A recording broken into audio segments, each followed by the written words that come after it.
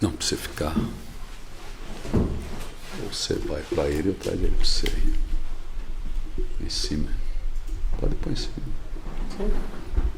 Pronto, Alejandro? Pronto. Deixa eu deixar ele. Mas eu só acredito vendo, Alejandro. Você vai olhar para ele e deixa aqui na direção. Eu vou ver aqui na... Isso. Mas deixa virado para lá para você, senão você vai ficar fora dele. O microfone? É assim mesmo. Não, estou dizendo ela para trazer para ela. Ah, sim, pode levar. Trazer. Bem aqui que você vai olhar para ele. Ah, então tem que puxar para cá que ele tá presinho aqui, ó. Ah, então vai para... Isso, então vai aí, muda a cadeira. Bom, não esquece que você vai olhar para cá, você vai desviar. Eu já estou me vendo aqui na live. Vamos ver se eu estou me ouvindo, né? Pô, não funcionou aqui o... Salve, galera. Eu sou Marco Marcondes e esse aqui é o Condecast de número 36. Hoje com Roberta Arruda e Irineu Toledo. Tudo bem? Tudo bem. Pô, prazer aí, obrigado pelo... Pô, prazer receber vocês, convite. cara. O Luiz Cláudio falou muito bem de vocês. Falou, Marco, você tem que receber eles lá na sua casa. Vocês são lá da Zona Norte também, igual o Luiz Cláudio? Ah, Roberto às vezes. Eu sou de lá. Sou de Botucatu, mas hoje moro lá, né? Há quanto tempo você mora lá? Ah, desde que eu sou pequena, desde criança também. Ah, é? Cresci lá. Qual bairro? Que eu Limão. também... Limão. Ah, eu morava no... Antes de vir aqui para a Zona Sul, eu morava no Imirim. Imirim, Lausanne. Pertinho.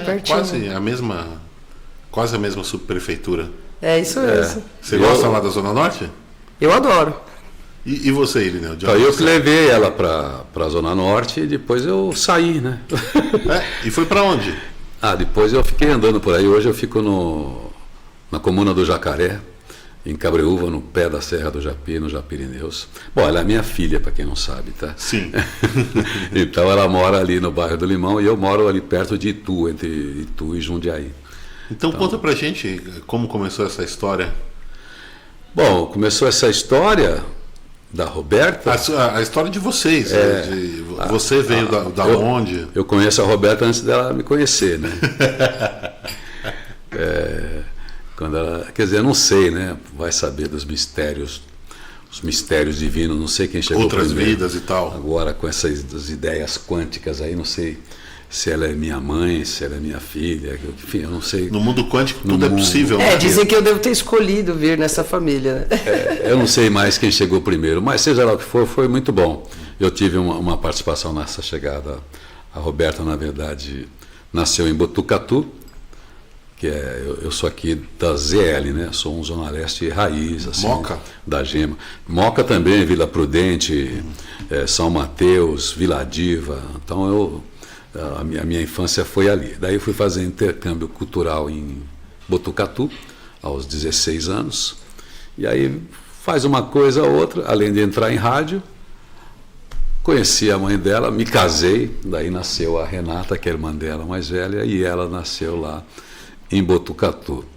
E depois eu fiquei carregando eles por aí, até bater lá no Limão. Você está nessa área do rádio de que idade? Ah, já dá até vergonha falar. Eu estou desde 1978, esse ano 2003. Eu nasci em 78. Então, eu estou há 45 anos no ar. 45? 45 anos no microfone. Eu vou fazer 45.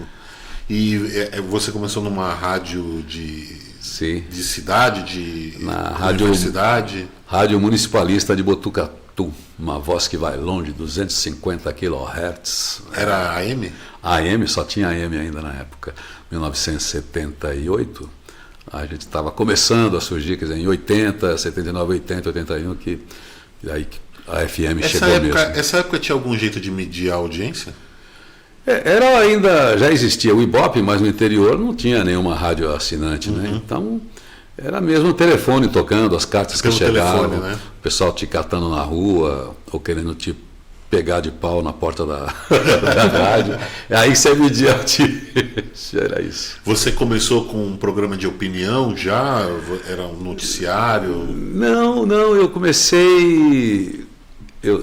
Enfim, eu entrei na rádio com um programa musical, né? Eu era roqueiro, né? Heavy metal. Sim, musical. Ouvia as rádios musicais de São Paulo, que faziam a cabeça nos anos 70, Rádio Excelsior, Difusora, Caso de São Paulo, né? Fora tinha no Rio tinha Mundial, enfim, tinha outras.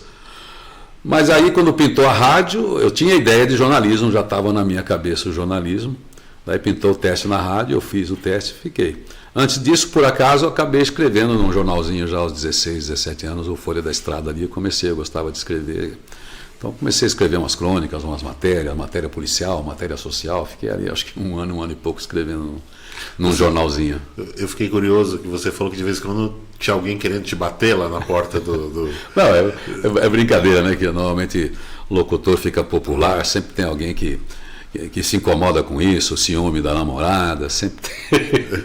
Mas eu não chegava a pegar opinião. Não tem nenhuma história eu não dessa. batia em político na época ainda, não tinha essa... Era a época da ditadura ainda, não tinha podia, censura né? ainda. Você tinha que tomar um cuidado. A gente já vazava um pouquinho, tinha muita ironia, mesmo sendo garoto, mas a gente estava começando uma distensão, né, no Brasil em relação à ditadura militar. E isso durou até quando? Esse medo de falar não, isso então, mesmo, ali né? em 77 começou a ter essa lei de anistia, quando votaram os políticos que estavam exilados, Fernando Henrique, Brizola, gente que estava fora, enfim, muitos outros políticos que estavam fora, Zé Dirceu, inclusive. Enfim, tinha todo o pessoal que ficou fora, né, da questão política. Daí estavam voltando e não se aguentava mais suportar o regime ditatorial pela crise econômica que a gente vivia, pela questão também das pressões sociais na época, pelo movimento dos metalúrgicos, que foi o que fortaleceu os políticos, começou a ter uma massa muito grande. E claro que isso aí, para a gente na imprensa, a gente tinha mesmo a gente começando, a gente queria ver um país livre. Então eu peguei bem esse calor, mas o calor da distensão, não cheguei a tomar bordoada, não cheguei a sofrer o que um pessoal aí inocentemente sofreu nessa época, infelizmente. E a Roberta, como que ela herdou esse dom? A culpa não é minha. De pequena você acompanhava seu pai, você não, a gente, na rádio? Eu e meus irmãos de criança, né, a gente acompanhou. O pai trabalhava muito, né, às vezes a gente via até pouco ele, né, ele chegava tarde, saía muito cedo, então em casa era disco, rádio, música, então a gente tinha isso como exemplo, né, ele sempre inspirou muito a gente, né, então a gente cresceu com isso. Mas depois de um tempo que eu fui para essa área, né? Primeiro eu fui para o mercado de trabalho, para multinacional, para depois começar aí e vindo para cá até a gente se juntar e estar juntos hoje em vários projetos, em várias coisas, entendeu? Mas multinacional tem a ver com essa área de locução? Não, como eu fiz publicidade, eu fui para multinacional, entrei em telemarketing, assim, fui subindo, chegando no marketing. Até fiquei uns 4 anos, trabalhava numa empresa de monitoramento, de segurança. E aí teve uma hora que eu falei, não, vou sair e vou para comunicação mesmo, direto, né? Mas a Roberta, se um pai pode falar, ela sempre foi da comunicação, né? Ela sempre teve uma facilidade muito grande de articulação nos grupos, na escola, enfim, ela é uma pessoa de fala fácil, de envolvimento, de engajamento. Eu só tive essa preocupação de não ficar estimulando, é muito chato esse negócio de pai ficar forçando, não incentivei nada, então qualquer coisa que ela fez e faz e busca, não tem minha participação não, não tem facilitação, ao contrário, quando ela veio me apoiar nos projetos de rádio positiva, da minha questão toda independente, eu precisei muito dela e preciso ainda, né, a estruturação, quer dizer, são coisas competências que eu não tenho. Ao contrário, eu que sou o pai da Roberta, não é a Roberta que é filha do Irineu atualmente. Isso é uma alegria grande, né? O seu nome Irineu, quando fala Irineu, já vem na minha frente alguma coisa de mestre Irineu, não tem?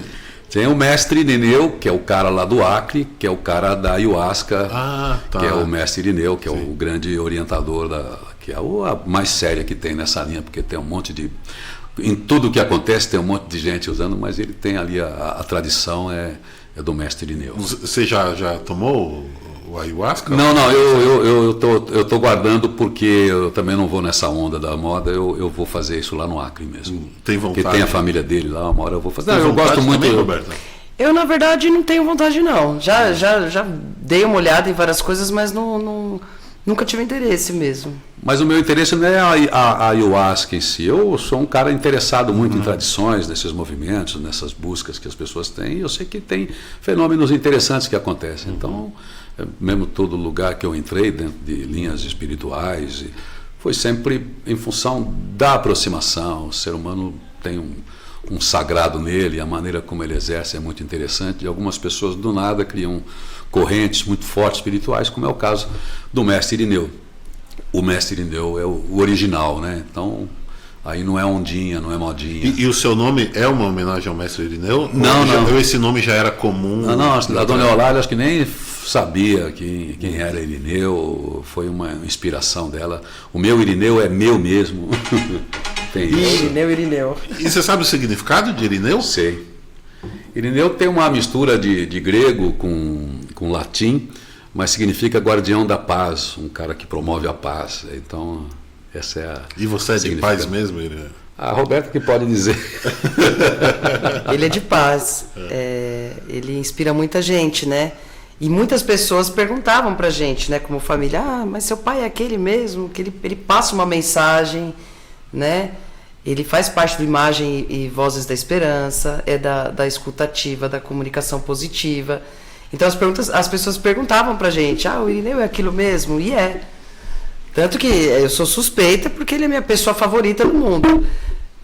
Claro que minha mãe é muito importante, minha filha é muito importante, mas o meu cara favorito no universo é ele. Me fala sobre essa, como que positiva? A comunicação positiva. Bom, a gente precisa orientar aquilo que a gente tem para dizer. Tem alguma coisa que queima dentro do peito de cada um, de alguns papéis que você descobre, que você sabe que é sua missão, seu lugar no mundo, sua coisa de fazer. E eu entrei na comunicação pensando o mundo como um garoto de 17, 18 anos, achando um papel revolucionário de mudar o mundo. A gente entra com essa coisa, ainda bem que é assim, né, com essas utopias. E aí, quando você vai exercendo, você vai, além de aprender metodologias, comunicação, técnica, essas coisas que ajudam a gente na mensagem, você precisa ter um significado para aquilo que você faz. A comunicação é algo muito sério, né? Lidar com a alma dos outros, com o coração dos outros, com a sensibilidade, com as questões, com a história do outro. Então, essa aproximação, ela precisa ser muito respeitosa, precisa ser muito ética. Então, aí a gente que faz isso como propósito, você vai buscar onde tem uma fonte, você fica buscando fazer. Eu sou muito ligado, como eu disse, em tradições, sempre fui muito interessado em quem traz mensagens. Eu era um garoto de igreja, de lugar, gosto de ver gente falando, gosto de ver gente com mensagens, gosto de oratória. Também frequentei muito o ambiente político e gosto dessa oratória, eu gosto daquelas pessoas. Eu era garoto quando eu fui para Botucatu, eu ia na Câmara, então eu ficava vendo como é que se exerce isso. Não que eu tivesse alguma ideia clara, mas eu acho muito legal. Por isso, quando eu vi rádio, quando eu vi aqueles comunicadores, né, que expressavam, que conectavam, criavam aquele ambiente tão caloroso, eu sempre achei legal. Aí tem isso espontâneo da gente, de cada um. E aí você vai buscar, no meu caso, a psicologia positiva, essa investigação apreciativa, a comunicação não violenta, porque o ser humano que está dentro dele é que se expressa para a felicidade dele individual. E também é um dos componentes que faz o ambiente familiar ser legal, o ambiente dentro da organização, o ambiente no time de futebol, dentro da igreja e a sociedade. Então, se a gente trabalhar a comunicação, que dentro do que eu entendo da comunicação é a base, é o que formou a civilização, essa capacidade de linguagem, de comunicar ideias e emoções, então eu vou atrás disso e procurando que minha palavra como comunicador atinja positivamente. Então, dentro do meu ideário é isso. Então, tem tudo que tem a respeito disso, eu me interesso, especialmente a linha das notícias positivas. Não é a coisa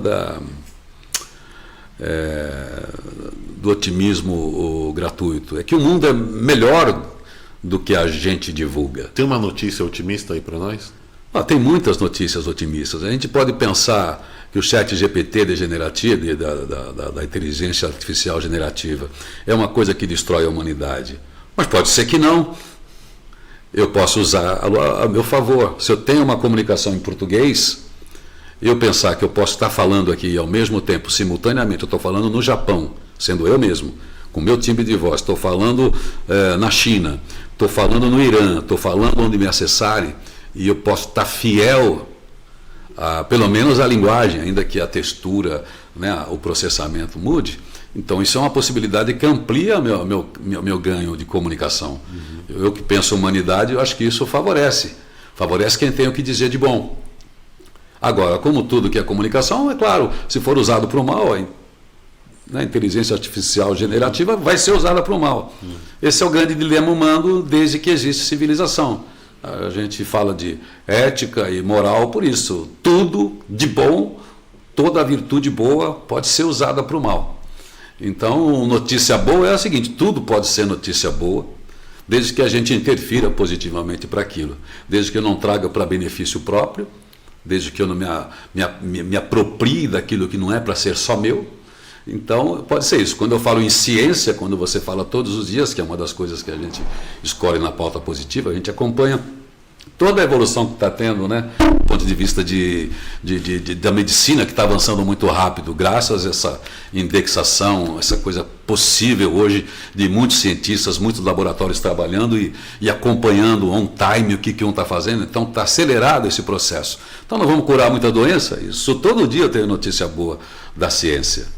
Agora, todo dia tem as notícias também que a imprensa escolhe, porque é natural da imprensa, é natural do homem reter a sua atenção relacionado à sua segurança, relacionado ao seu medo. Então, ele se assusta mais, o ódio acaba rendendo mais do que o amor.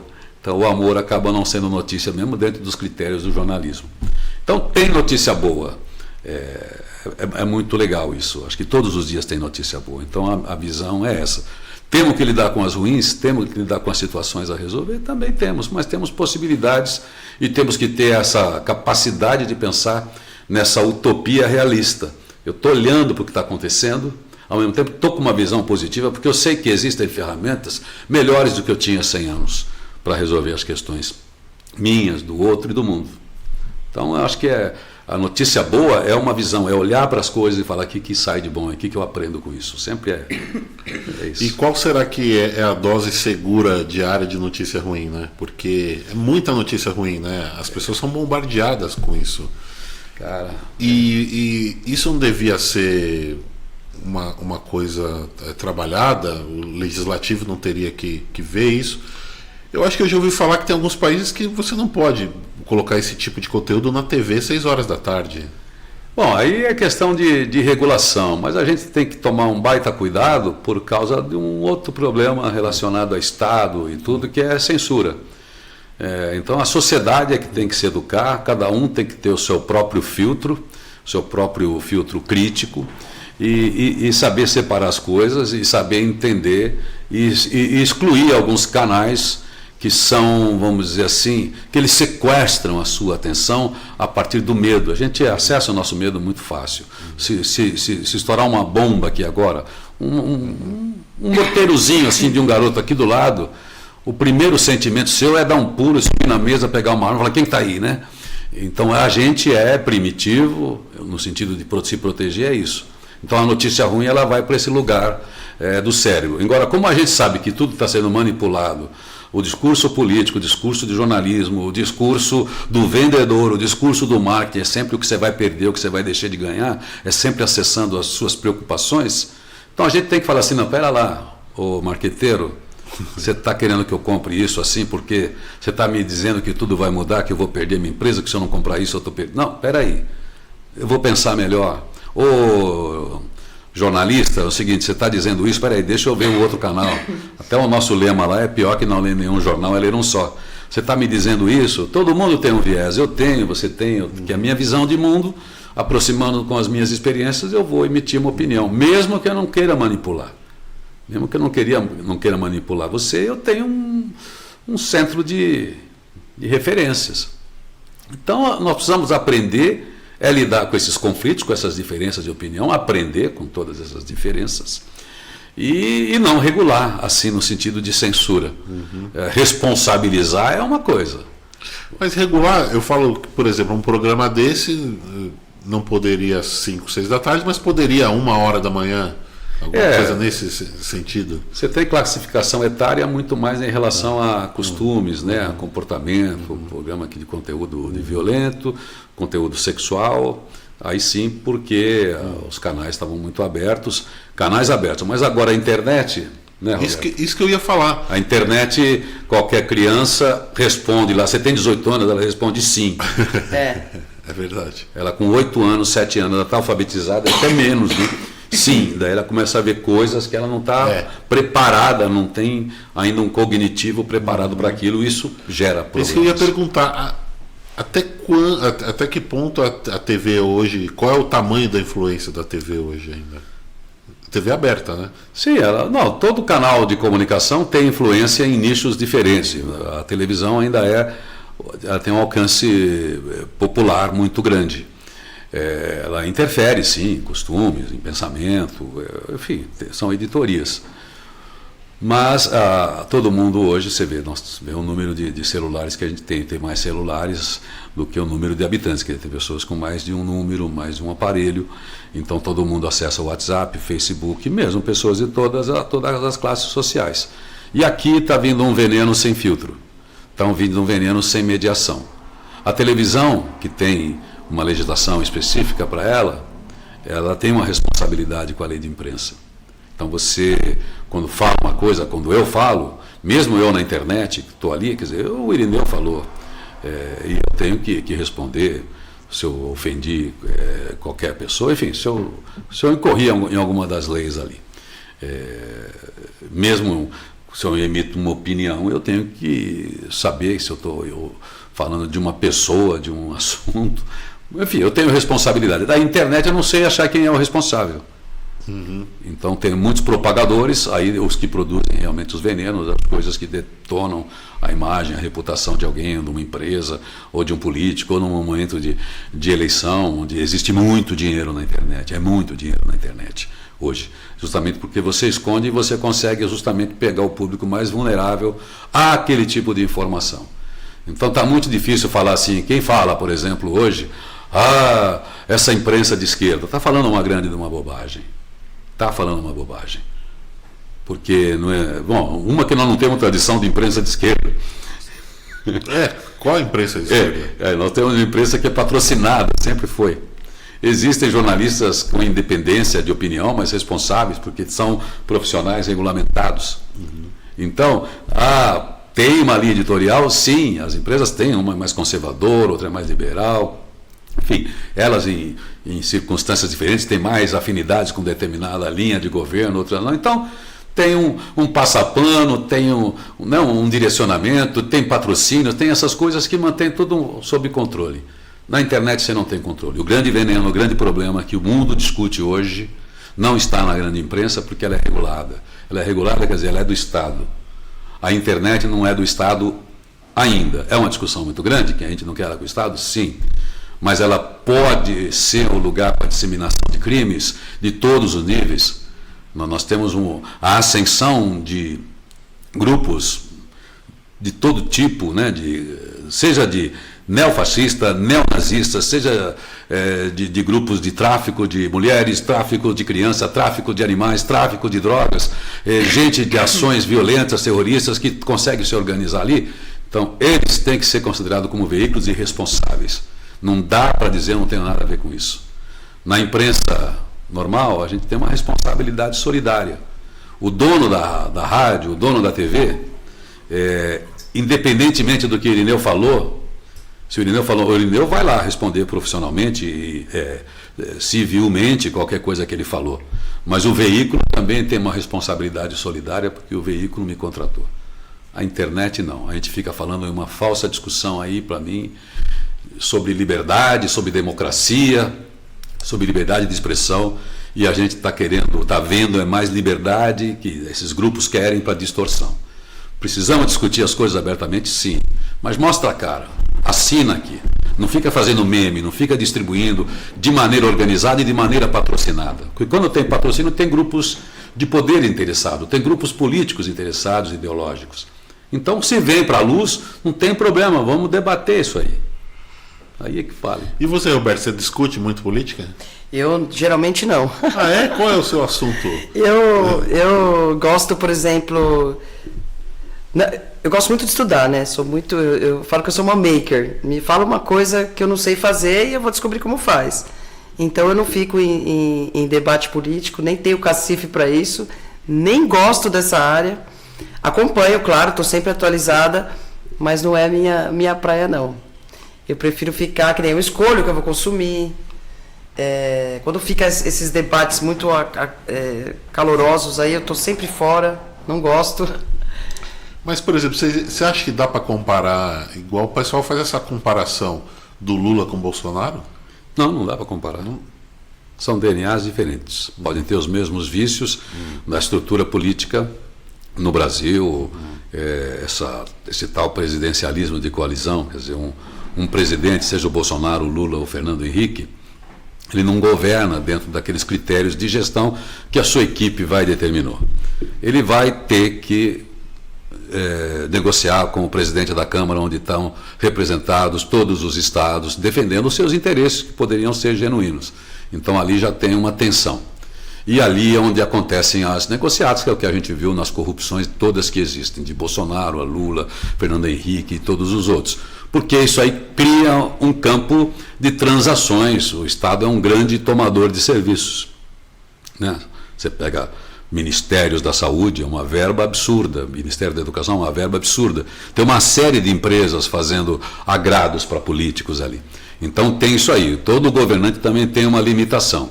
Mas ele tem um jogo ali, que a gente não conseguiu fazer uma reforma política, que é isso que a gente espera. Não conseguimos ainda, para tentar fazer uma política democrática, liberal, que seja talvez apontada para o futuro. Nós mudamos muito a gestão nas organizações, nas empresas, por causa da tecnologia. Mas algumas estruturas de poder são lentas. Se o mundo virou disruptivo da tecnologia, o Estado não mudou nada. A política não mudou nada. Por quê? São grupos muito estruturados também que não têm interesse em mudanças. E como eles é que formulam leis, eles que formulam os modelos aí, o judiciário, por natureza, não é disruptivo, ele não pode formular leis.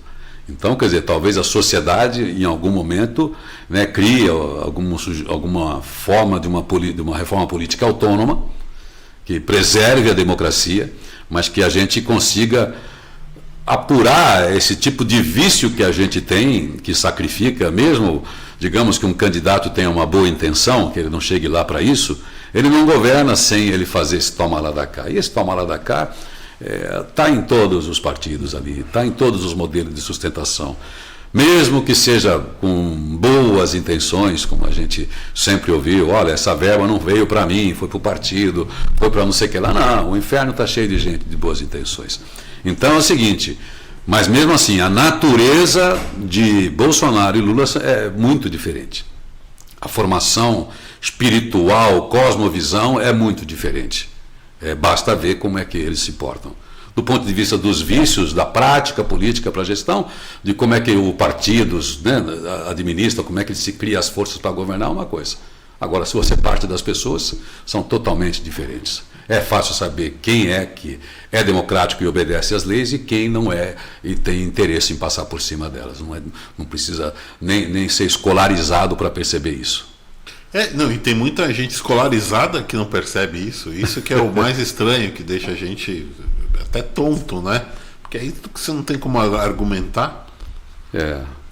A gente não tem uma educação, não vou dizer política no sentido da política, de entendimento do que é a história dos partidos, como é que eles nascem, como é que são essas estruturas de poder. E é difícil mesmo. É um balaio perigoso.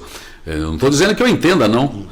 Tem gente aí, experts, cientistas políticos, que podem falar de como é que essas forças se organizam. A gente tem a imprensa para criticar isso, a gente tem justiça, a gente tem a oposição, é para isso. Por isso que é bom quando tem oposição forte, quando você não compra oposição, porque aí você está vendo coisas. Para isso que existe. É importante que exista uma boa oposição, uma boa situação, que existam acordos para a governança. Mas, enfim, é o país que temos por enquanto. Você tinha falado lá do STF, né? Que o STF não é para legislar, né? Mas, por exemplo, foi semana passada que eles estavam votando sobre liberação do porte de maconha, e aí no dia seguinte o presidente do Senado reclamou, falou, não, quem tem que fazer a lei é nós, porque, né, vocês são do judiciário, a gente que faz. Só que eles não estão sentados em cima de um monte de projeto disso aí há anos. Sim, a gente, por exemplo, nos últimos anos, o judiciário sempre foi criticado, mas ainda bem que a gente teve um judiciário forte para segurar esses tempos, esse último ano que foi bastante difícil, para preservar essa Constituição. Realmente, talvez num ambiente mais tranquilo, precisa ter um papel mais claro, especialmente para o judiciário não ser popular, não precisa ficar dando entrevista para rádio e TV, a gente num alto nível, talvez até mudar alguma lei que nunca foi mudada desde 1889, de como é que se elege os ministros, né, que é sempre um presidente da República que abona, e é assim. Então você vai criticar o Lula porque ele indicou, ou vai criticar o Bolsonaro porque ele indicou, porque é prerrogativa dele, ele é presidente. Ele precisa indicar. O cara aposentou e é claro que ele vai procurar alguém alinhado, não que seja um compromisso, porque o juiz não tem que estar, mas é claro que tem não tem como a gente dizer que o cara vai ser... Bom, a justiça é isenta, mas enfim, se tem essa indicação política, gera desconfiança, mesmo que ele seja honesto, mesmo que seja justo, assim, mas também... Mesmo que seja terrivelmente evangélico. Mesmo que seja, então, por isso que a gente fala, também esses ministros são todos do Lula. Não são todos do Lula. Eles são do Bolsonaro, são do Fernando Henrique, até outro dia tinha até o Fernando Collor. Era o Melo, né? O Melo, Então, mas enfim... Marco Aurélio Melo, é meu nome. Exato, mas enfim, são coisas que estão aí, são da instituição. Então você precisa, com leis, mudar a instituição, inclusive mudar o judiciário. Quem é que vai fazer uma reforma do judiciário? Seja lá para condenar as pessoas, tem que ter as 4 instâncias mesmo. Quer dizer, não sou eu, tem que ter especialista para isso. Agora, tem que ter a legislação antes. E a legislação, ela sofre a pior coisa que a gente não vê. A gente fala muito da corrupção que a gente vê, do dinheiro na cueca, das joias da Arábia, a gente vê essa corrupção. A maior corrupção a gente não vê. Qual que é? Que é a corrupção institucional, que é a mudança de lei patrocinada, que é a isenção de impostos patrocinados. Sabe, a corrupção institucionalizada, que beneficia grupos econômicos. Que libera veneno também na comida? Que libera veneno, tudo. Às vezes é um petrolão por dia e a gente não vê. E gente que não paga imposto, de grandes grupos, que fica lá com aquelas super empresas, bancas tributárias. Então, tem coisas que a gente não vê. Por isso, quando você vai falar de uma reforma tributária, como hoje está se falando em arcabouço, ninguém quer, sempre tem alguém espalhando bomba aqui, e é muito fácil comprar. Você imagina como o marketing é evoluído hoje. Se você fala assim, olha, se eu comprar 350 deputados, eu já consigo aprovar isso. Mas não preciso comprar, tem 280 que já tem convicção em relação a isso. Então tem uma parte ali que não tem convicção. É muito fácil você criar benefícios, atrair. Você vê quando tem a votação na Câmara, você vê que a pressão de um presidente da Câmara em cima do presidente da República, seja o Lula, seja o Bolsonaro, seja o Temer, ele vai dizer o seguinte: para aprovar esse projeto do Executivo, eu preciso da emenda do deputado de Botucatu, do deputado de Bauru e tal, que esse lance a gente não enxerga. Não é mais sigilo, né? Não é mais aquele voto secreto, né? Não é mais o orçamento secreto.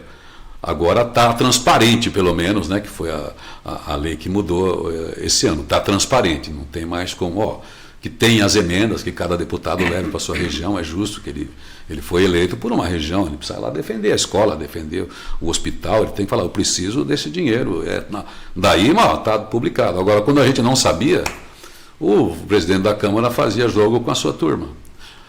Quero dizer que isso mudou? Não. Mas, enfim, são coisas que a gente precisa resolver com uma boa de uma reforma política para que não existam grandes poderes dentro dos poderes que já existem institucionalmente, né? Irineu, eu estava vendo, cara, como funciona a política lá na China. Acho que funciona um pouquinho melhor. Cara, quando não é democracia é tudo mais fácil. A democracia é difícil. Um lugar totalitário, onde você não tem oposição, você tem grupos ali, tendências diferentes na China, mas, enfim, é um governo comunista. Então, tem gente que defende fascismo por isso, tem gente que defende ditadura militar aqui por isso, tem que fazer do jeito que a gente quer. Não, o que eu penso assim, é que eu fico pensando, eu falei, que ironia, né? Que uma coisa que é mais dura, né? De certa maneira funcione, tem alguma disciplina, alguma coisa. Eu estava vendo um especialista sobre China lá falando, por exemplo, que pro cara chegar lá no último posto político do sistema chinês, lá, o Xi Jinping, né? O cara é 30 anos de serviço prestado assim como político, tem que ter começado como, sei lá, prefeito, não governador. Assim. O cara não chega no topo igual o Bolsonaro, desqualificado do nada. Eu não conheço, né? A China, a gente conhece como quando começou a distensão da China ali, desde a Semana da Paz, a gente começou a ter uma ligação ali, e quando ela começou a se modernizar. A questão é, para nós ocidentais, para a gente que defende a liberdade, a democracia, é muito difícil pensar um país sem liberdades individuais. Lá você tem liberdade hoje, iniciativa privada, está um grande ambiente, é 1 bilhão e 400 milhões de pessoas. Você imagina como é que é uma gestão de um lugar desses. Tem uma eficiência monstro e tem usado essa eficiência por quê? Porque aprendeu com o capitalismo. A virada da China foi esse aprendizado com Peter Drucker, com o nosso Osiris Silva, que teve ali sendo consultor no início, quando eles começaram a traçar um outro modelo, porque dentro do modelo comunista eles não saíam da miséria, não tinham um ambiente produtivo. E aí que eles foram para a estratégia de mercado, porque eles tinham uma mão de obra lá que eles precisavam ocupar, enfim. Aí essa história que a gente conta hoje é a segunda economia do mundo, talvez a primeira em pouco tempo, é o maior ambiente de inovação do mundo, porque tem os chinesinhos lá, eles estão loucos por causa de tecnologia, e a economia é isso aí, eles balançam qualquer lugar, qualquer ambiente, eles têm uma sabedoria milenar, independentemente do regime ser esse, eles não querem briga com ninguém, eles estão tratando de capitalismo. Embora internamente seja isso, eles não querem ocupar um paísinho da África, eles não querem ocupar o Brasil, eles querem fazer um negócio bons com o Brasil. É claro que eles querem ocupar economicamente, mas eles não querem entrar na política. Isso é muito claro. Durante um tempo a gente tinha medo do comunismo porque existia aquela coisa trotskista, antiga já, de mudar o mundo a partir do socialismo. Isso não existe mais.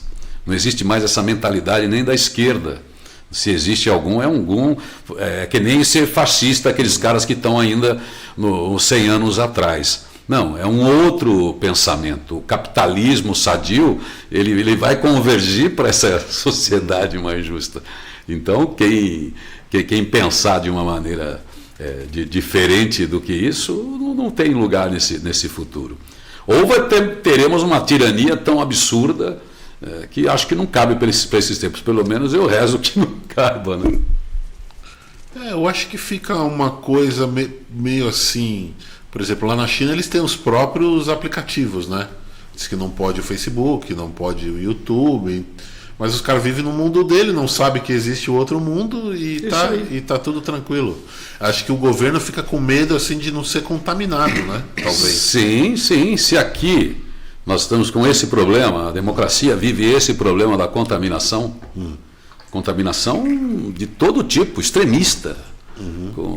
Você imagina lá, se eles perdem a mão, então eles controlam a informação, controlam mesmo. Então isso é uma coisa que não cabe para a gente estava falando aqui, a gente precisa discutir, a gente não quer a regulação, a palavra mal interpretada aqui, mas a gente não quer censura. A gente sabe que o Estado tem que ser responsável por isso. E as pessoas que fazem têm que pagar. Se eu falei bobagem, se eu falei merda e comprometeu, eu tenho que pagar. Vocês ficaram sabendo do caso estão sabendo do caso do Monark, né? Sim, claro. Então, é isso aí. Não é, tem coisas que eu não falo, entendeu? Eu não posso jamais defender um regime genocida na memória de achar que isso é legal, porque eu começo a criar de novo ambiente para isso. Então, isso é um atraso. Então, isso é triste de ver as pessoas, que a gente precisa passar para uma outra etapa nesse planeta, né? Tem a ver com aquele paradoxo do tolerante, né? Se você pode ser tolerante com o intolerante. Não se pode ser tolerante com o intolerante, porque depois ele vem e te esmaga, você fica ali bonzinho. Então é isso aí, tem um limite, né? Tem um limite para isso. Mas fala com a Roberta aqui. A Sim. Roberta tem muita coisa para dizer. Eu não falo de política. Eu não quero falar de política, eu não falo de política. Estou aqui.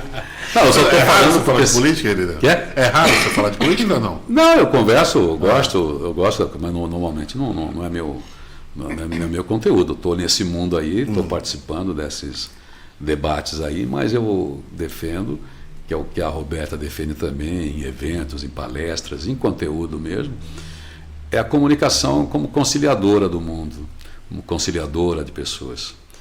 Então, eu acho que esse é o caminho que a gente precisa encontrar, os comunicadores, os podcasts, os jornalistas. A gente tem que trabalhar com uma perspectiva positiva. A gente tem que criar na cabeça das pessoas o sonho, a gente precisa criar a utopia. Então, é nesse sonho que eu estou, da palavra boa. As organizações estão movidas por isso, entendeu? Tem políticas hoje nas organizações para acolhimento, para diversidade, né? para ambiente. Então a gente tem um discurso muito bonito aí, que deveria ter mais lugar como notícia do que as nossas divergências vazias, tacanhas, né, limitadas de um pensamento de certo e errado, política de costume, se é azul, se é rosa, com quem você vai transar, com quem você não vai. Então a gente fica perdendo, mobilizando o nosso cérebro para pensar na vida do outro. E eu quero amar o outro, trazer o outro, eu tenho que, como sociedade, criar isso. Eu acho que nós, comunicadores, temos que entrar nessa vibe, né, de conciliação, de tentar aparar as diferenças gritantes, né, para botar todo mundo dentro de um princípio. Roberto, se não for isso, não serve a comunicação. Os anônimos nada. fazem mais diferença nisso, né? Aquelas pessoas que no seu entorno fazem mais diferença e nem são conhecidos do que as grandes instituições, né? Quantos invisíveis, quantas pessoas sem, né? Eu tenho vontade de fazer isso, fazer um podcast, ou independente se seja podcast ou não, mas um programa que conte a história desses anônimos. Conta uma história pra gente, anônima. Você deve ter exemplos no seu bairro, mas sempre tem alguém em algum lugar fazendo a diferença, que é aquela pessoa no bairro que ajuda quem está com frio, que ajuda quem está com fome, e não por fama, não por usar alguma camiseta, mas faz por amor. Sim. Não eu queria juntar, eu tenho vontade disso. Juntar, sair andando por aí e falar, vamos juntar essas pessoas, conversar com elas. E são pessoas, às vezes, sem formação, são pessoas de amor, né? De afeto, pessoas que acolhem. Eu faço parte, assim, eu participo de muitos grupos femininos, né? Então, por exemplo, as mulheres se acolhem muito, né? A gente até fala, né? Nada melhor do que uma mulher para levantar outra mulher, porque ela também se derruba. Mas uma mulher acolhe outra mulher. Então, independente da dificuldade que ela tá, do momento que ela tá, o que ela tá passando, quando elas se unem, como são esses grupos? Elas se levantam. Então, a gente tem grupos no WhatsApp, tem grupos no Facebook, tem grupos famosos até, tem grupos de empregos femininos, mas as mulheres sempre se acolhem. Tem uma que é um exemplo, que é a Faxina Boa, que é uma pessoa que fala histórias reais de como que é o dia a dia dela como faxineira, por exemplo. Então tem N pessoas, e tem grupos anônimos, assim, grupos de bairros, grupos que não tem nome, não tem classificação, são pessoas que se ajudam. Então, eu sempre estou muito ligada a essas pessoas, sempre fui assim, você vê, até em escola, você sempre tem um grupo, uma galera que faz o bem, que acolhe, entendeu? Que se ajuda. Então, eu sou muito ligada a isso e gosto disso. A natureza humana é uma discussão até antiga. Ela é boa ou é má? A gente vem é selvagem, tem um verniz para enganar os outros, e ao primeiro momento eu vou te sacanear, ou a minha natureza é boa, eu jamais vou fazer isso com você. Ou nenhum nem outro. Ou você seria neutro, e o neutro favorece quem? E você acha que às vezes a pessoa ela pode ser de um jeito, numa fase da vida, de outro na outra, ou num dia de um jeito, do outro? Não sei. Então, a natureza da pessoa, né, dentro da tese de Rousseau, ela é boa, né? Então, o ambiente é que provoca a mudança, faz você brigar, faz você competir e tal. Mas, em geral, nós temos uma coisa maravilhosa, que é o que nos conecta, que é a tal da empatia, que é a tal da simpatia, que é a tal da compaixão, que faz a gente se mover. E tem muitas pessoas que não têm visivelmente o que fazer para ajudar ninguém, e são pessoas que ajudam, são esses anônimos. E também não é só pessoas simples, tem muitos empresários, gente com muita grana que faz isso também sem fazer propaganda, e a gente às vezes fica classificando as pessoas por causa da natureza. Existem os estúpidos, pobres, ricos, de todos os gêneros, existem, mas numa grande maioria as pessoas se sensibilizam. E isso não dá cartaz por grupinho, vamos fazer porque você se sente bem. Então, de uma maneira geral, o mundo só não é um caos porque existem essas redes das pessoas.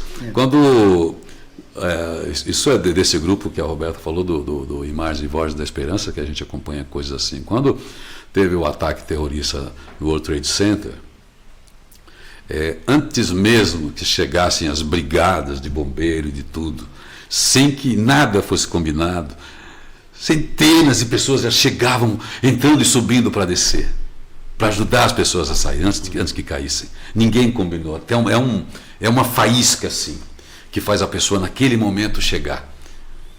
Outra coisa, a gente tem a ideia, isso eu vi numa pesquisa recente, tem um livro que eu estou em cima dele hoje, que é um livro chamado Humanidade, uma história otimista do homem.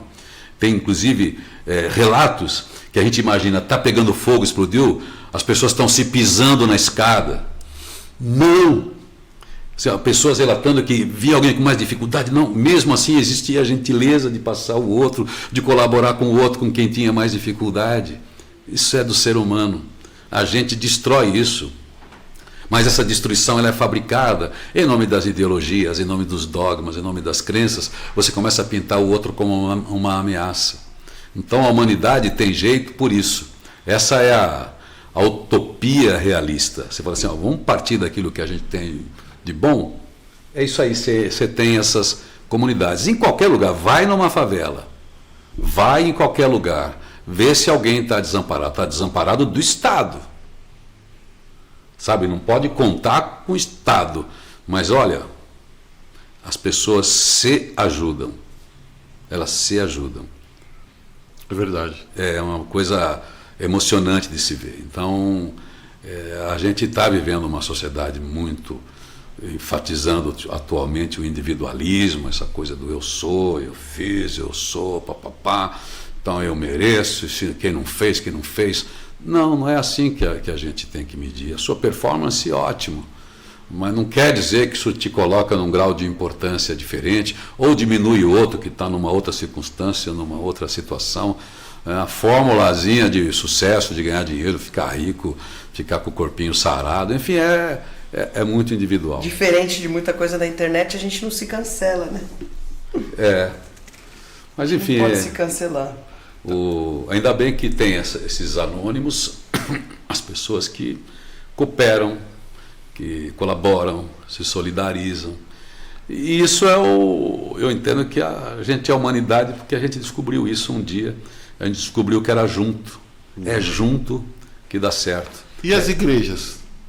Ajuda também? As igrejas ajudam. As igrejas são importantes, mas são grupos, são fechados dentro de dogmas, dentro de um combinado ético e moral ali, das regras deles. É muito legal o movimento das igrejas.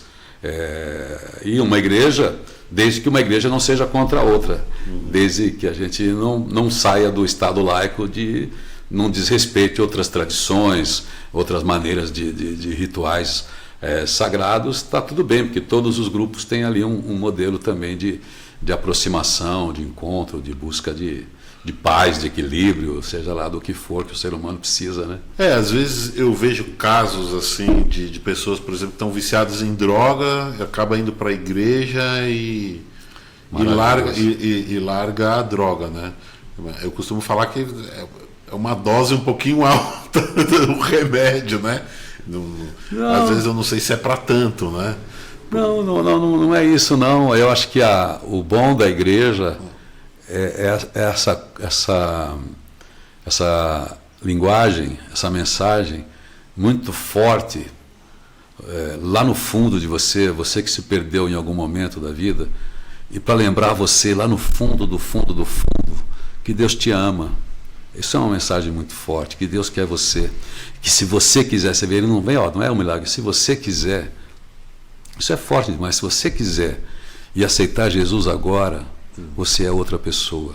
Você imagina a força, se uma pessoa vai lá realmente disposta a vencer esse vício, a gente sabe que para o vício nunca vai ter cura, ela vai ter que enfrentar isso um tempo, desprogramar o cérebro, que é difícil, é um sistema nervoso central, né, que tem esse benefício, mas pouca coisa é tão poderosa. Essa dose realmente é forte e boa. Aqueles que conseguiram ser atingidos por uma mensagem assim, exista Deus ou não, né, para quem é ateu, mas o cara que fala assim, olha, você é importante, você não precisa morrer disso, você não precisa viver essa desgraça, vem para cá, a gente quer você. Eu gosto de igreja com porta aberta. Igreja com porta aberta é que é o sentido. Eu tenho um amigo que ele é bem crítico, ele é ateu, né? Mas ele fala assim, eu sou ateu, mas a igreja me salvou da cocaína. Então, no momento que ele precisava, foi onde ele se apegou, né? A pessoa não precisa desenhar Deus, né? A sua imagem, não precisa desenhar. Ele precisa falar assim, nesse lugar, eu preciso entrar nesse lugar para conversar comigo.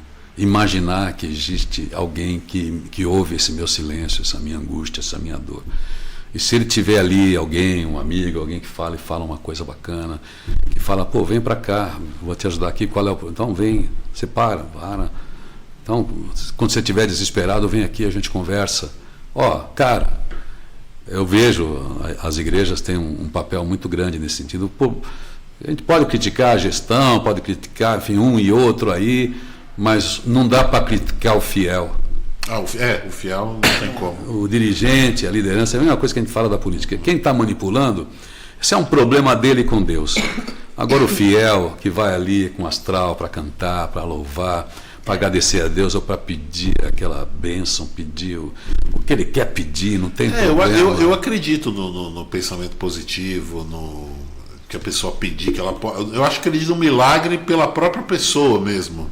Isso. Por ela, sei lá, desencadear alguma coisa, não sei, de repente ser até química, sei lá, no cérebro. Não, cara, aí se você for para a neurociência, isso aí são ferramentas para você lembrar seu cérebro que ele é capaz. Porque se nada vai acontecer, isso aí está escrito lá. Quando eles falam assim, a tua fé, Jesus fala, a tua fé que te salvou, ele está dizendo que não foi ele. Olha, se você quer isso, você vai ter. Mas, enfim, vai atrás. É querer fazer, é querer disciplina, é querer entra na briga para conseguir isso. Então, quer dizer, mesmo que seja uma ferramenta, porque se você fala com um acadêmico, você fala na linguagem acadêmica, se ele é da física, se ele é da ciência, se ele é da medicina, você vai explicar para ele dentro de uma sofisticação. Se você está falando com uma pessoa que não teve nem escolaridade, ela conhece, ela tem a dor também, a mesma coisa que o cientista. Mas você precisa dar para ela uma linguagem que ela entende. Venha para cá. E a linguagem mais universal que existe para pobre, para rico, para preto, para branco, para todos os gêneros, é o afeto. A igreja é o afeto. Ainda que eles sejam intermediários, né, se coloquem como intermediários, às vezes, de uma maneira abusiva, é o afeto com o divino, seja lá que divino é esse, seja lá que essência é essa, você pensar, porra, eu sou um milagre, só a minha constituição é um milagre, eu falar aqui é um milagre, o meu organismo está funcionando agora, e vai funcionar, espero mais uns 20, 30 anos, de uma maneira mágica. O que eu estou fazendo para o meu organismo funcionar? Tomando água, comendo feijão, às vezes um vinho, que é bom. Mas, enfim, vai funcionar tudo. É legal, a natureza evoluiu, a gente saiu lá de uma ameba, 4 bilhões, é legal essa história. Mas essa história se conecta também com o simbólico que a gente tem. Você acredita nessa história? Que a gente era uma ameba? Bom, se você trabalha dentro da ideia de evolucionista, você tem que pensar que esse planeta tinha água, não tinha vida. Tá, mas... Éramos uma crosta onde não existia vida sofisticada e era uma célula, eram células com um único núcleo, né? Mas você acredita em outras vidas? Reencarnação? Então, eu tenho dificuldade de lidar com isso, até porque eu não tenho isso palpável. Eu acho muito legal as experiências espirituais. Eu tenho uma dificuldade assim de lidar com karma, reencarnação, essas coisas. Eu prefiro eu escolho combinar isso com as heranças tal. Se eu estou com o nariz do meu avô, com a orelha do meu tataravô, com as células não sei de quem, se eu tenho todos os sinais do cor de olho, de cabelo, que foi para minha filha também, que está com o meu neto, então eu sou de uma linhagem bem mais antiga. Eu sou portador do DNA de tudo que aconteceu antes de mim, de Adão, se for Adão, até chegar a mim. Então, eu também tenho nos meus registros, nas minhas células, aquilo que a inteligência, que a tecnologia não conseguiu ainda emular. Eu, além de ter informações físicas e biológicas, talvez eu tenha outras informações que estão impressas, né, nas células que compõem o meu cérebro, a minha memória, o meu hardware. Então, se eu posso entender isso como espiritualidade. Eu posso entender também, nós vivemos em função do campo eletromagnético, isso tudo que se processa enquanto a gente fala. Eu só te enxergo por causa disso, você só me ouve por causa disso. Essa vibração aqui, esse caminho que minha voz está fazendo até seu ouvido, ninguém está vendo, você está vendo? Mas eu estou navegando aí, a minha voz não está chegando aí à toa. Eu tenho um emissor aqui, tenho um receptor, tenho codificação toda aí, mas ninguém está vendo, está passando nos hertz aqui, nos megahertz, e está viajando essa vibração. Essa vibração está aí. Ela é impressa em mim, então eu sou Buda, eu sou Jesus Cristo, eu sou Einstein, eu sou Sócrates, eu sou Epiteto. Agora eu preciso tomar um cuidado, porque eu também sou Hitler, eu também sou Mussolini, eu também sou Torquemada, eu também sou Pilatos, eu também sou Judas.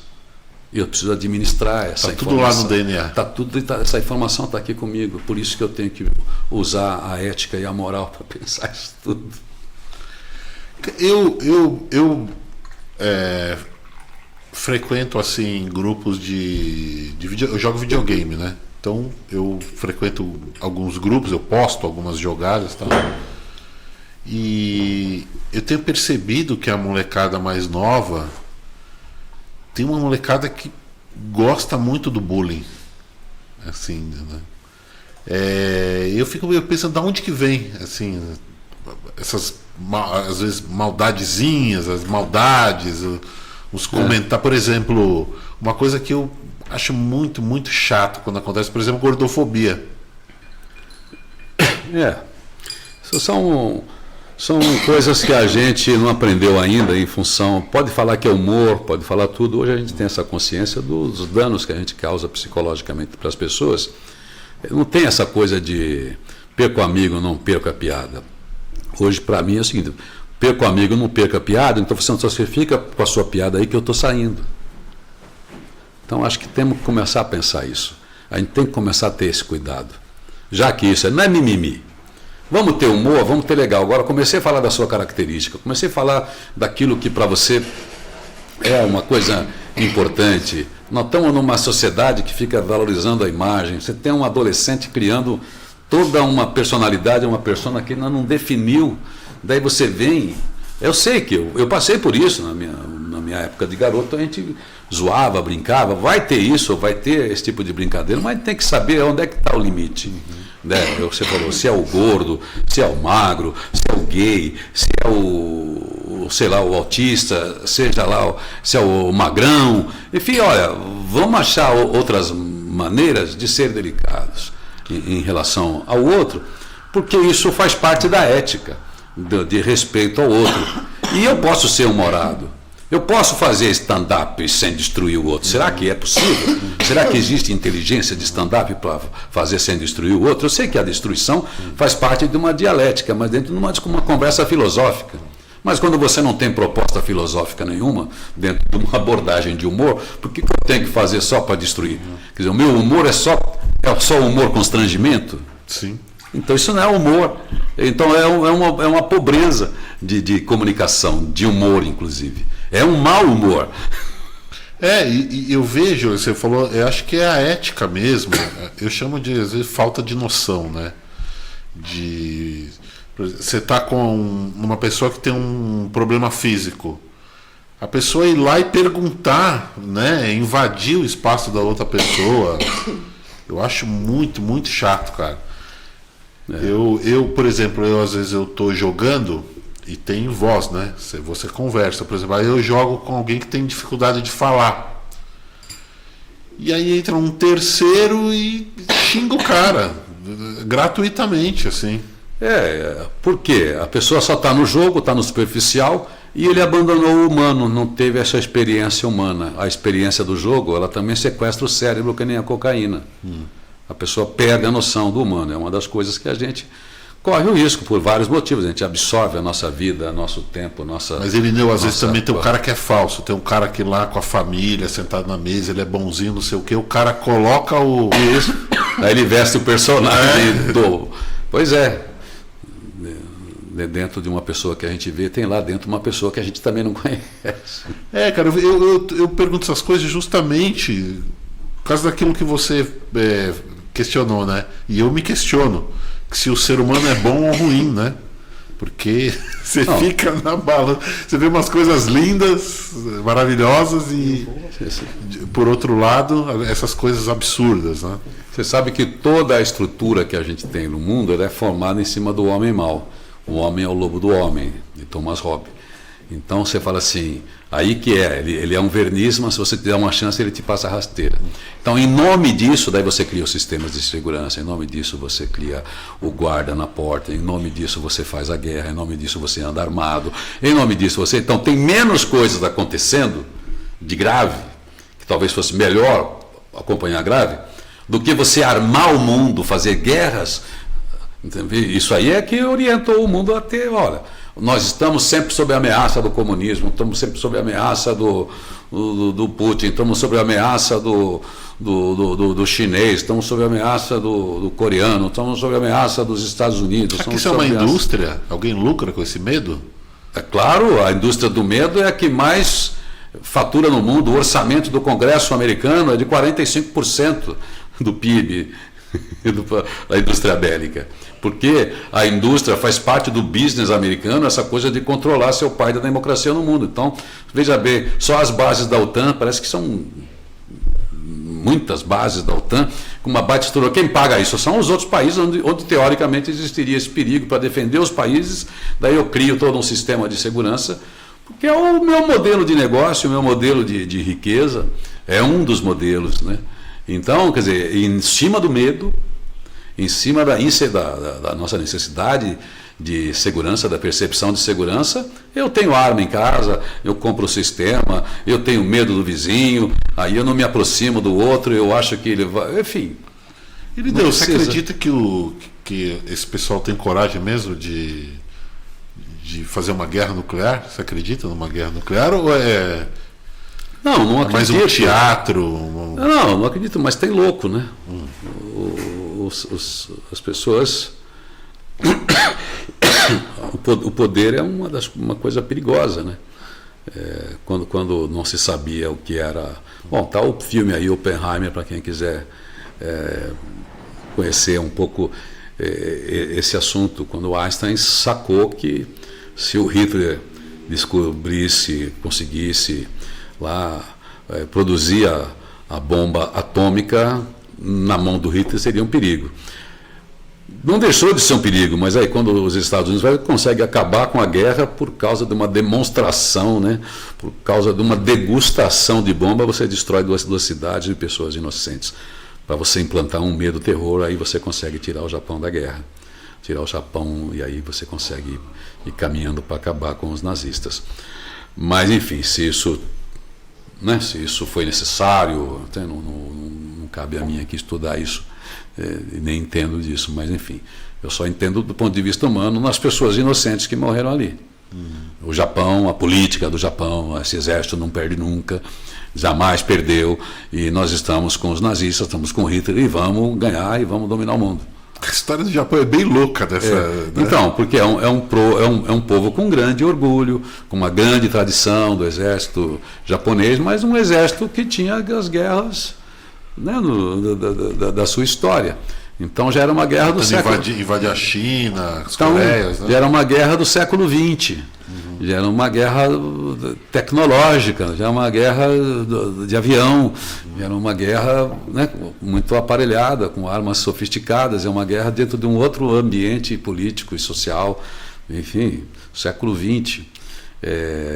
E aí, mas existia a crença milenar, um povo tão bom que embarca nessa, como o alemão, um povo tão bom embarca nessa ideia de supremacia. Então o ser humano é um perigo, é melhor não existir as coisas, a ciência não deveria produzir coisas assim. Você produz arma, para que você produz arma? Qual é a finalidade da arma? Ela tem algum benefício intrínseco que não seja matar? Não, eu tenho arma para me proteger. Não, a arma foi feita para matar. Não existe arma para se proteger. O sistema de segurança usa a arma para matar. Não, que assim eu previno. Então você vê como a gente criou uma lógica? As guerras existem para promover a paz. Essa é a lógica que a gente criou das guerras. Os Estados Unidos vão lá, no Oriente Médio, está descontente com isso, tem o petróleo daqui e dali, tem no tempo da Guerra Fria, os caras da União Soviética entram ali, enfim, isso tudo beneficia um lado ou outro, eles produzem, ganham. Mas... Irineu, e os... Já sentaram algumas pessoas aí, já conversou sobre isso. E os extraterrestres? Sei lá, cara. Você não... Você tá que nem eu, você não acredita nem desacredita. Não, pô, mas olha, se você usar a probabilidade, nós vivemos num planeta que é uma titica, num sistema solar. Esse planeta pequenininho tem água, tem essa condição climática que permitiu a existência da vida. Antes de eu colocar Deus nessa história, sem colocar Deus, existiu essa condição climática. Nós somos um planetinha numa Via Láctea. Existem 200 bilhões de Via Láctea. Só pela lei de probabilidades, algum tipo de vida em algum lugar existe. Por que nós? Se você vai pela teoria divina, de Deus, de criação, você pode dizer, ele fez aqui. Mas se ele fez aqui, que ele fez tanta coisa boa, se tem 200 bilhões de galáxias, ele também botou vida em outros lugares. Deve ter lugar que está melhor que a gente está no estágio. Então, pela lei das probabilidades, sim. O resto é que nem falar que eu vi fantasma, que o espírito falou comigo, então eu nem sou médium nada, que eu vi a pessoa veio falar comigo, enfim. Puta, eu ouço muito relato disso. Assim, eu acho esquisito, eu acho sempre estranho isso, né, cara? Eu não duvido da experiência de ninguém. Eu também não duvido, mas... experiência espiritual, esse tipo de experiência, você viu, quer dizer, como eu não tenho acesso a esse conhecimento, eu não posso desacreditar de você. Então é um desrespeito também eu falar para a pessoa que ela não viu o disco do voador, que ela não viu o extraterrestre, ela está dizendo que ela viu, que ela não teve um contato com o Espírito Santo. Ela teve não falou com Deus. Porque que a mãe dela, que a Virgem Maria, apareceu para ela. Eu não posso dizer, isso é uma experiência dela, exclusivamente dela. A minha descrença não pode tirar a experiência do outro. Então eu tenho que ouvir esse relato muito atentamente, porque normalmente eles são muito interessantes. Mas geralmente quando a pessoa chega para você e fala, Deus mandou eu falar para você tal coisa, eu acho estranho. Sei lá, a pessoa está com vontade de falar, ela sentiu vontade de falar, ela se sente movida por Deus para falar aquilo. Eu senti que eu tenho que falar alguma coisa para você, Se você me permite, eu quero falar porque veio do meu coração. Deus falou comigo que eu não sei se tem a ver com você, eu quero te falar uma coisa. Pronto. Não precisa ser materializado. Um Deus veio, sentou na cadeira, vai lá e fala para o Irineu que ele precisa largar essa mulher, precisa largar esse sócio, precisa largar essa vida. Não, fala para ele jogar em tais números. Não tem, né? Já pensou? Então é um outro tipo de recado que a pessoa dá. Mas é isso, cara. Ô Irineu, antes da gente terminar aqui, eu queria que você falasse do seu livro. Bom, eu tenho o livro Feliz Dia Novo, que é a partir das mensagens que eu faço já há anos no rádio, às 6 da manhã, sempre chego com um papo ali de... minha grande missão na vida, meu grande propósito é lembrar as pessoas todos os dias de manhã. Você tem um programa de rádio todos os dias de manhã? Eu tenho um programa todos os dias. Fala pra gente o endereço. Então, estou todo dia às 6 da manhã, todo lugar é minha rádio agora. Todo dia às 6 da manhã eu abro o microfone e lembro as pessoas que elas estão vivas. Esse é o meu papel. Eu lembro você que você está vivo, porque a grande parte das pessoas esquecem. Elas acordam já com a pauta, já acordam com a agenda e elas só esquecem de olhar para elas mesmas. E sem você estar conectado com essa sua verdade interior, com essa sua potência, o seu dia pode não ser tão bom, tão produtivo. As coisas que vão acontecer, talvez você não tenha uma grande capacidade de gestão.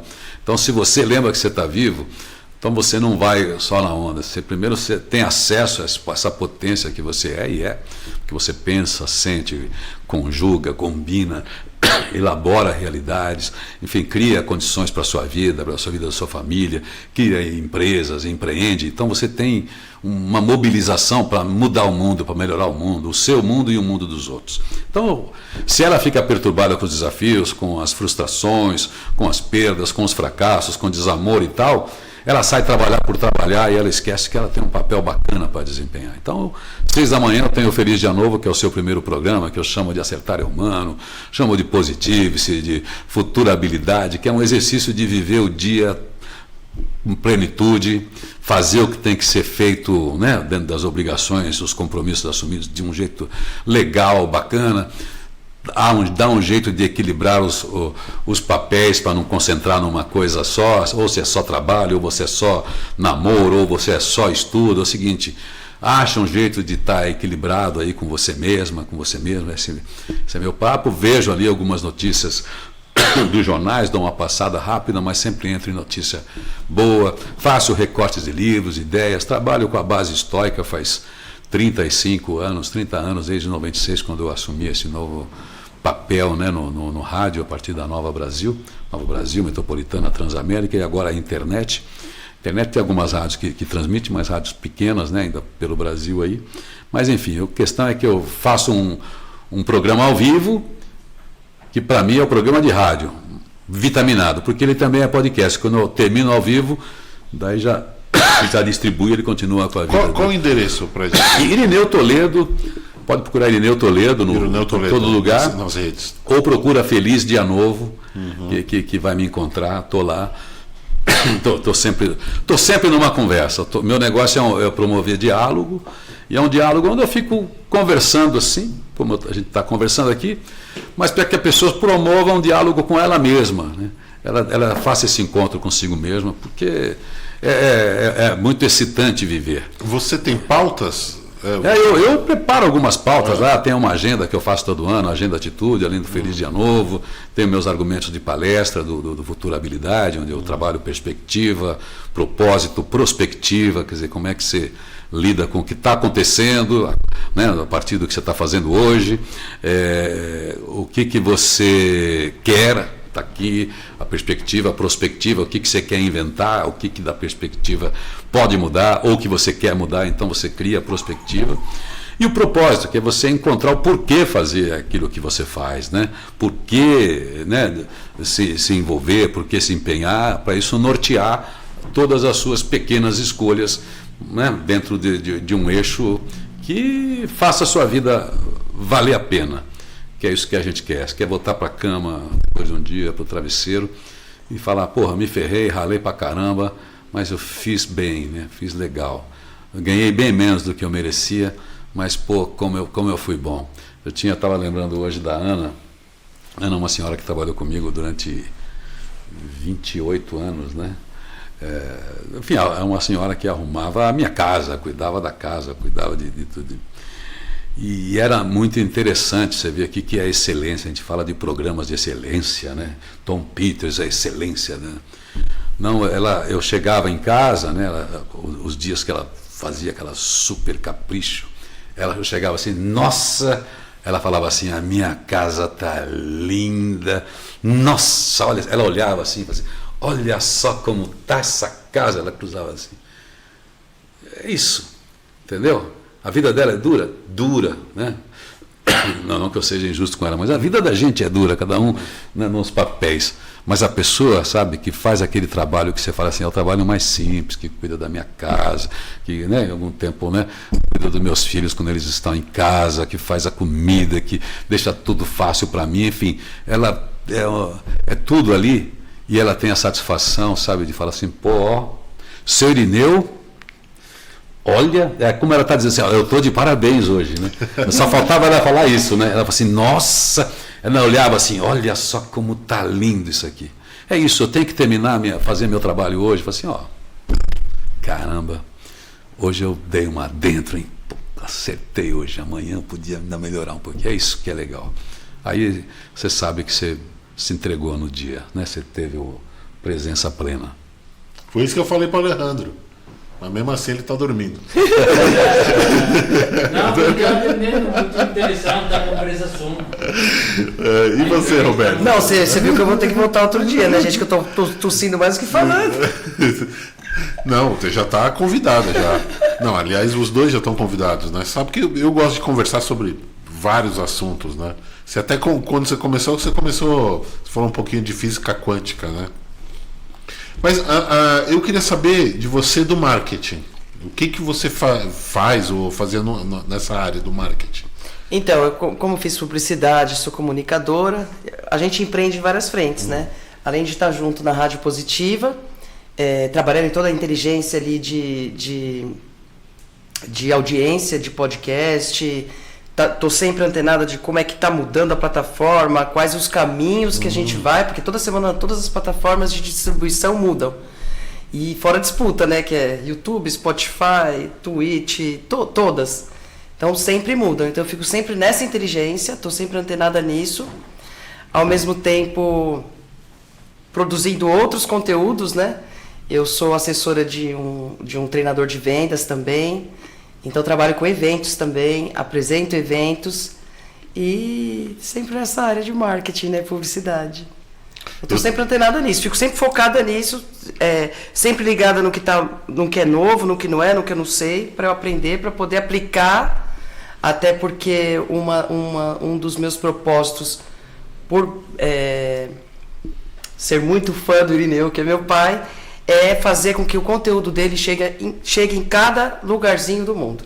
Porque eu acho que onde tem um ouvinte, onde tem alguém que possa escutar a mensagem dele, eu quero que essa pessoa possa ouvir. Tanto que ele está em 80% do planeta. Ai, que legal. Eu falo, a gente distribui em todas as plataformas do planeta. Legal. Antes da gente se despedir, eu tenho que fazer aqui a propaganda do açaí. Espera aí. Açaí. Ó, que delícia. Pena que não tem aqui hoje o açaí. O Pedro não perdeu o voo lá. O voo foi acho que foi para Guarulhos, não conseguiu ver, que é o meu co-host. Mostra ele aqui, Não, eu quero falar aqui, ó, que apoia a gente aqui, que é o açaí veg. Que é um açaí bem gostoso. É um sorbet que eles chamam, né? Que é tipo um sorvete aqui. E muito gostoso. Eu misturo isso aqui com suco de laranja, fica uma delícia. Eu sou viciado em açaí, né? Eu amo açaí. Minha filha também ama açaí. Meus pais são lá do Maranhão, então, nossa, eu tomo de litro isso aqui. Valeu, galera do Açaí Veg, hein? Quem quiser comprar para distribuir, é só entrar em contato aí, ó, com Açaí Veg no Instagram, que o pessoal conversa com vocês. E o que vai bem com o açaí Instagram, com o açaí veg, o que vai bem com o açaí veg é a nossa batata chip sol. Segundo, também não temos batata aqui, o Pedro não veio, ficamos sem comida hoje, né? E a batata chipsol, segundo o Pedro fala, que é a batata do Allianz Parque e das melhores hamburguerias aqui da cidade. Valeu? Então queria agradecer muito vocês, cara. Obrigado. Eu falei, né? O Luiz Cláudio falou, você tem que conhecer eles. E, pô, eu tinha que conhecer mesmo, gostei muito do que você faz. Vou ouvir, vou entrar Pelo amor de Deus, ouça o Irineu. Vou ouvir o Irineu, vou parar de ouvir política logo de manhã. Não faça isso. Baixa a Rádio Positiva lá. Baixa o aplicativo, Rádio Positiva. E vamos aí continuar nessas ideias. Obrigado. Tá bom? Obrigado, Irineu. Valeu. Obrigado, Roberta. Obrigada. Eu vou voltar quando eu tiver sem tosse. Volta. E o Black tem que voltar também. Tem que vir, o Luiz Cláudio. Eu pensei que ele vinha também hoje. Vem com o pai fica falando tudo. É uma deselegância.